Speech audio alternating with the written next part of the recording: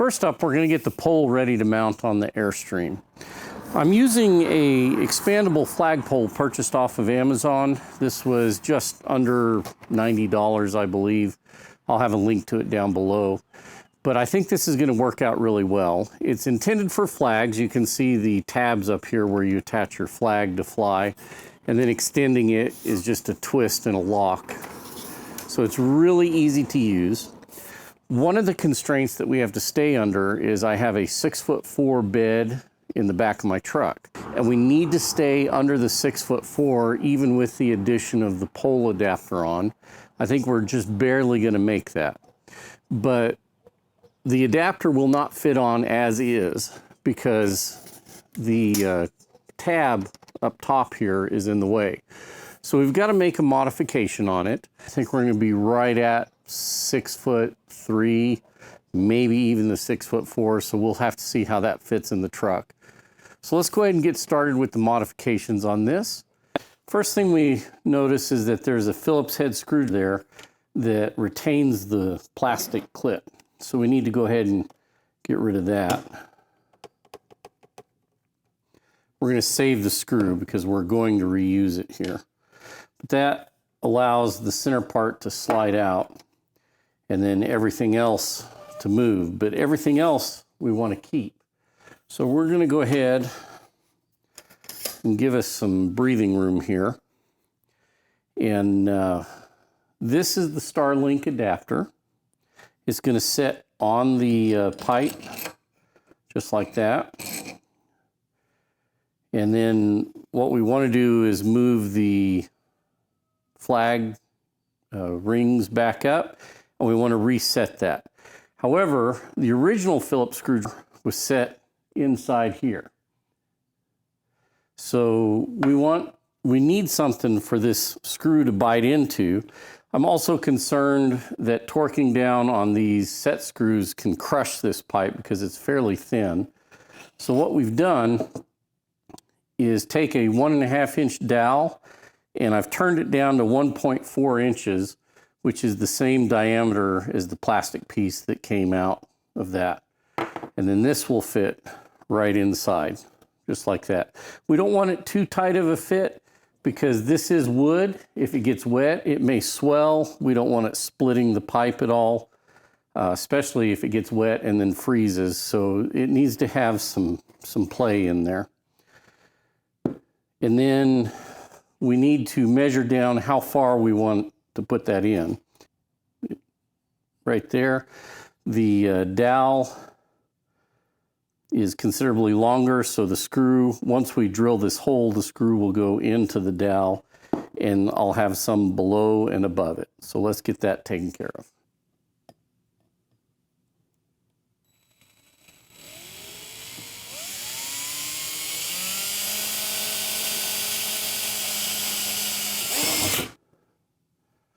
We'll slide the dowel in place.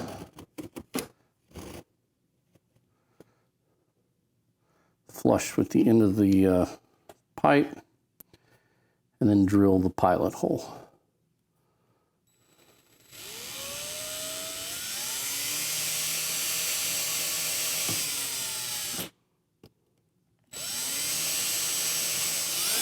And it just needs to be deep enough so that the screw can actually bite into it. We'll put this back on in just a minute.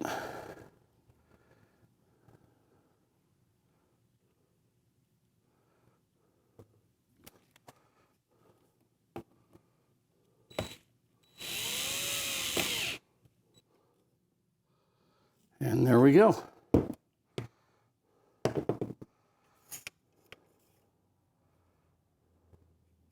That holds on nicely. That will fit in, and then that will fit in, leaving room, a little bit of play room for that to swivel around.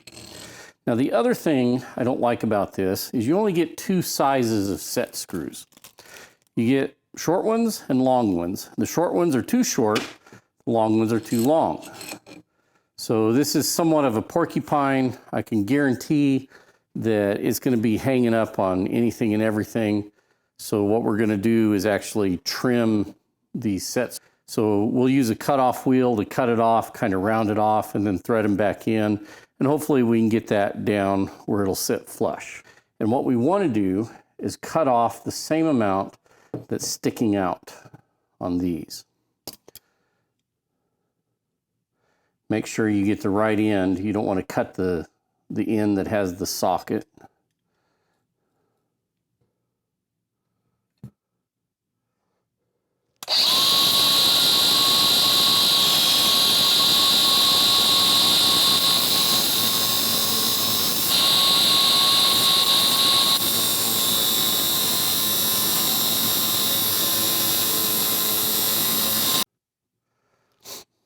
Okay, we got all those cut off.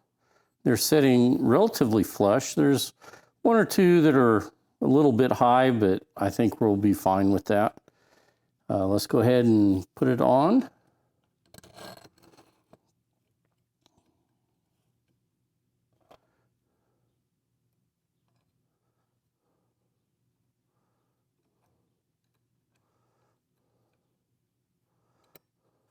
We'll rotate this a little bit as we sight down it, make sure that it's in line with the pole. Everything looks good. So just snug it up. And if we need to, we can come back and put some Loctite on these, but I'm not sure that's going to be necessary. All right, so let's find out what the overall length is here.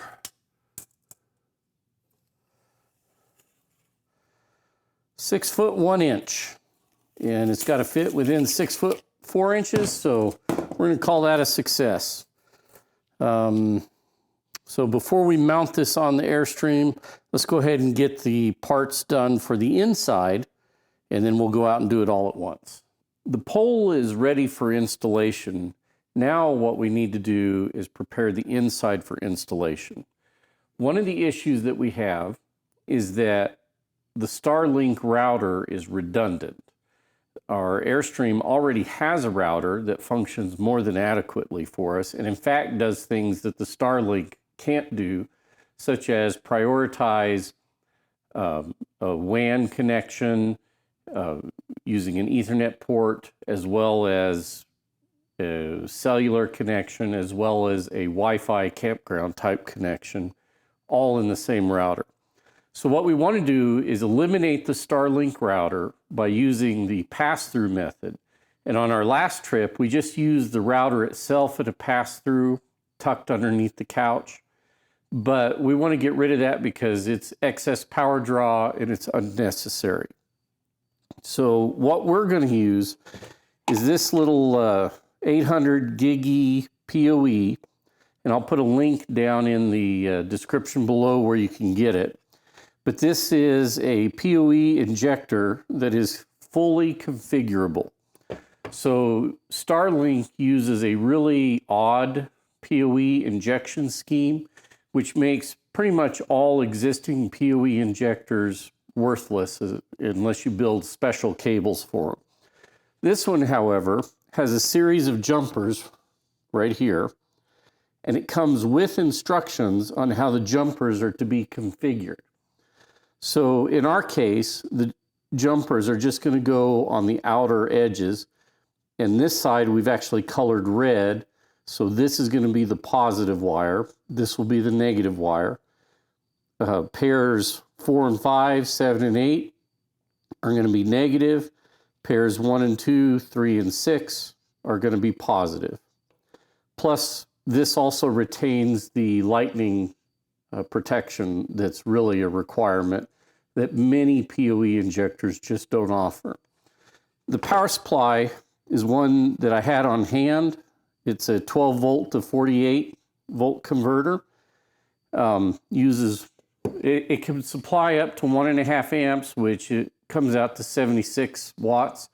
If you have a version 1, this round Dishy, it's not adequate enough. But the version 2 Dishy only uses 44 watts.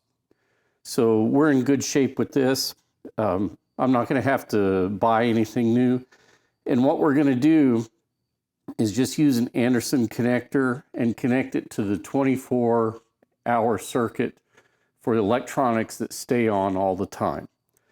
If we need to disconnect it because we're putting it in storage, we just have to either turn off the 24-hour circuit or unplug this. The rest of the circuit can stay up. So this is ready to go in. I've already tried it. The current draw that I saw was peaks up to 4 amps, but a steady state current of around 2 amps on 12 volts. So that's a steady state current running about 24 watts with peaks ranging all the way up to 44, 48 watts. I think we're in good shape. This is ready to go in, and this is going to go underneath the curbside front couch where we actually had the Starlink router that you saw previously. So let's head out to the Airstream and let's get the pole mounted and then this electronics put in place, and we'll give it a test. Okay, we have the power wired in. It's wired into the 24-hour circuit. Well, they call it the 24-hour circuit. It's really just a keyed battery circuit, although this is not on the keyed portion. This is taken directly off the circuit breaker. So in order to turn this off, we just have to lift the footrest of the couch and unplug the Anderson plug. That's no big deal. What we need to do is just fasten everything down right here. Plenty of room, not going to do anything special. But I did want to show you one of the most useful tools that I've purchased is this angle screwdriver from DeWalt. It doesn't have to be a DeWalt brand, but when you're working in cramped places like this and you really want a power screwdriver or a power drill, this is just awesome.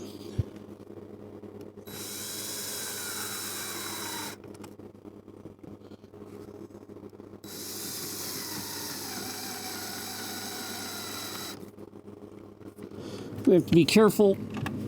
This is the data only. This is the PoE.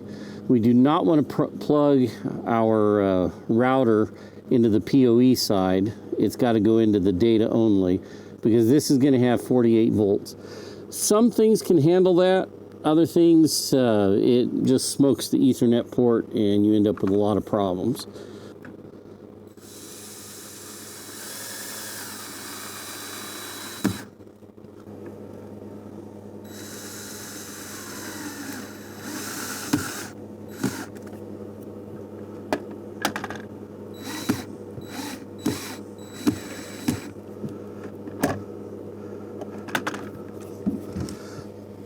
All right, let's plug things in. This is the router.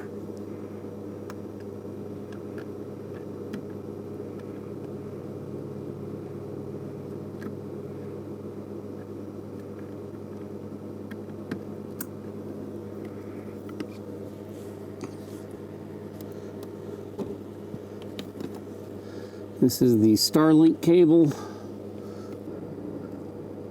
All right. Everything's laying down nicely. So let's plug the power in.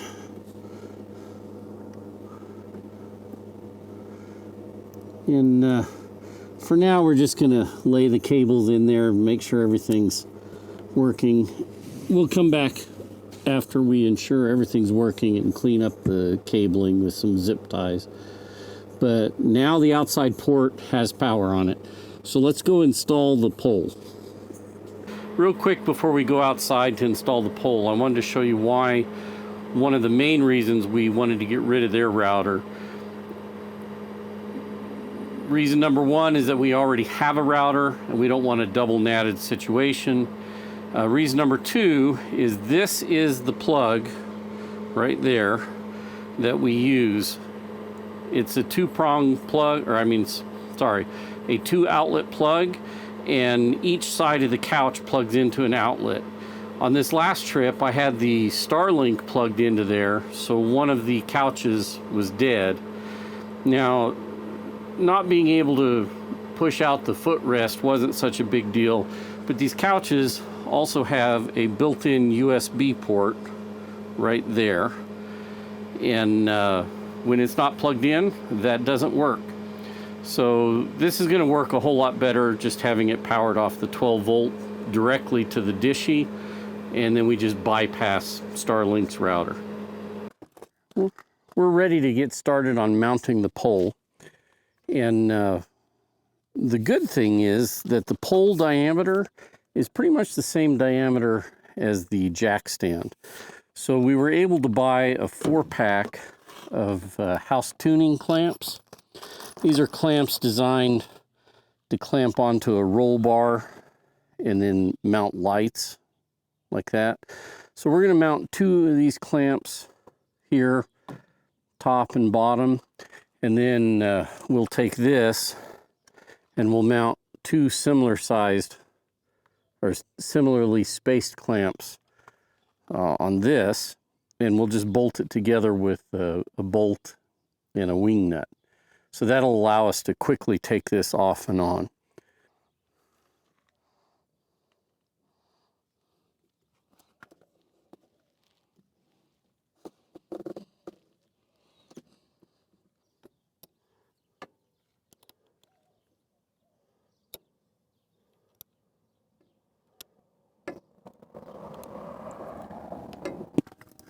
We're going to make this a full test. So we're going to put the flag on it as well and just try it out.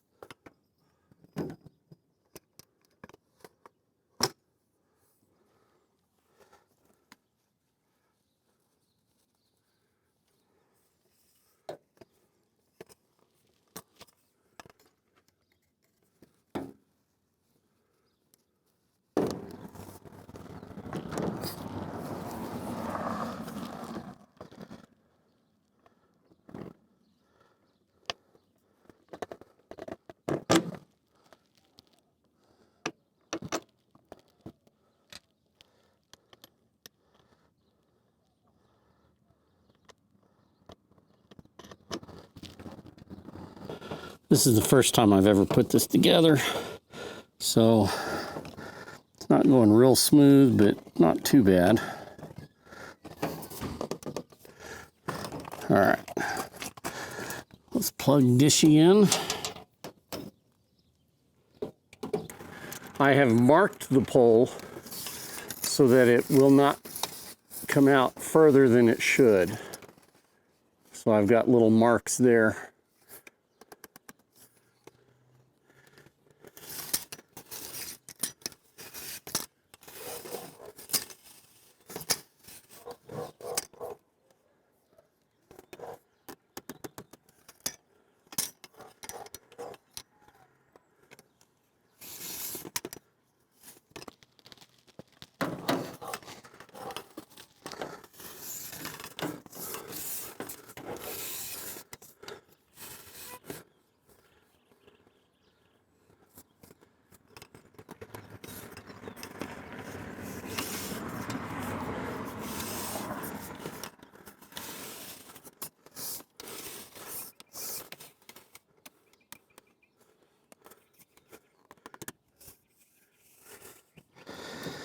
Now that's the maximum extension. It's designed to be a 25-foot pole, but it turns out that's only with 6 inches of each pole section inside of this. I wasn't comfortable with that, so when I marked it, I left a foot overlap between the poles. So it's now a 20-foot pole. And right off the bat, we're going to go ahead and stow it. Okay, now we'll unstow it and let it fly. Now I noticed that in this wind it's moving a little bit. It should be okay with that, but we're going to find out. So it's now online.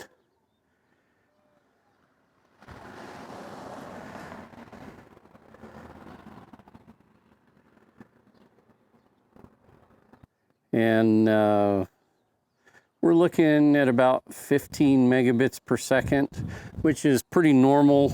It's 4 o'clock. In this particular area, Starlink is oversold. So we're used to seeing speeds as low as 2 megabits per second. So I consider 14 to 15 megabits per second pretty decent.